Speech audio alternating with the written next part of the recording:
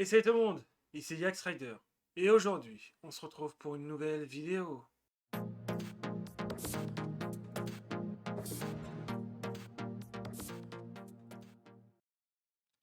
Et si Poudlard nous observait? Et si l'un des lieux les plus mystérieux de Poudlard n'était pas seulement magique, mais vivant? La salle sur demande apparaît quand on en a besoin, se transforme selon nos pensées, fournit des objets qu'elle n'a jamais vus et semble parfois anticiper les intentions des personnes qui la recherchent. Alors une question dérangeante s'impose. Et si la salle sur demande était dotée d'une conscience propre? Pas un simple sort figé, pas un mécanisme magique automatique, mais une entité semi-vivante, profondément liée à l'âme de Poudlard. Une salle qui comprend plus qu'elle n'obéit.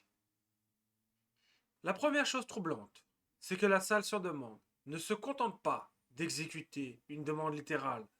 Elle interprète. Quand Dumbledore explique, dans Harry Potter et la Coupe de Feu, lors du bal de Noël, qu'il est tombé par hasard sur une pièce remplie de pots de chambre, alors qu'il recherchait les toilettes, cela signifie que la salle a compris son besoin réel, a choisi une forme appropriée, sans instruction précise. Plus tard, pour l'armée de Dumbledore, elle ne fournit pas juste un espace vide, mais des coussins, une bibliothèque remplie de livres, des cibles d'entraînement, un agencement parfaitement pédagogique.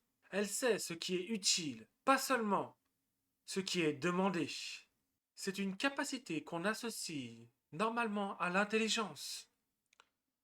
La salle anticipe et s'adapte.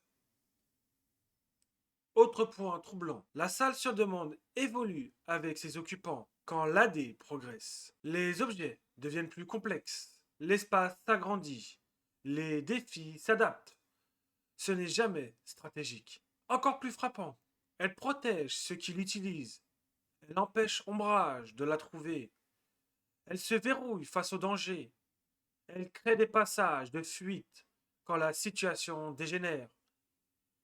Même les carreaux ne pouvaient pas rentrer dans la salle.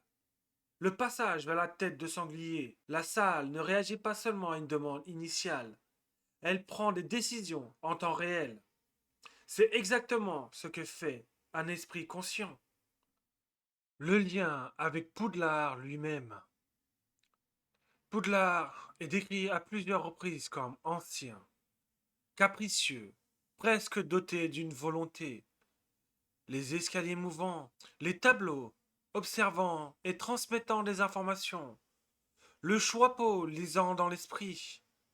La magie de Poudlard n'est pas mécanique, elle est organique. La salle sur demande pourrait être une excroissance de la connaissance du château, un organe magique, voire une sorte de cerveau secondaire. Elle n'est pas dans Poudlard, elle est Poudlard, concentrée en un seul lieu. Une conscience sans parole. Mais si la salle est vivante, alors pourquoi ne parlerait-elle pas? Justement parce que elle ne communique pas avec des mots, mais avec des formes, des objets, des configurations, comme une créature qui ne possède pas de langage verbal, mais comprend les émotions, les besoins, les intentions profondes. Elle réagit à la peur, au désir, à l'urgence, à la détresse. Elle lit l'esprit sans passer par l'occlumencie, une magie bien plus ancienne. Le côté sombre, la salle ne juge pas. Dernier point glaçant. La salle sur demande a aussi servi le mal. Elle devient un lieu de cache pour les mange-morts, un dépôt d'objets dangereux, un espace propice à la destruction. Elle aide ceux qui en ont besoin, pas ceux qui le méritent. Ceux qui suggèrent une conscience neutre, ni bon ni mauvaise, mais fidèle à sa fonction première, répondre, comme un dieu ancien ou une entité magique, amorale. Une entité qui nous observe en silence. Alors, la salle sur demande est-elle vivante? Elle comprend, elle anticipe, elle protège, elle s'adapte, elle choisit. Tout indique une forme de conscience différente de la nôtre, mais profondément intelligente. Et si la salle sur demande n'était pas juste un lieu, mais le regard silencieux de Poudlard posé sur ses élèves? Et toi, qu'en penses-tu? Est-ce que la salle sur demande est consciente ou est simplement la magie la plus sophistiquée jamais créée? Dites-moi tout ce que vous avez pensé en commentaire. Pensez à vous abonner, à mettre un petit like. Moi, je vous dis à très vite. C'était Yax Rider. Ciao tout le monde.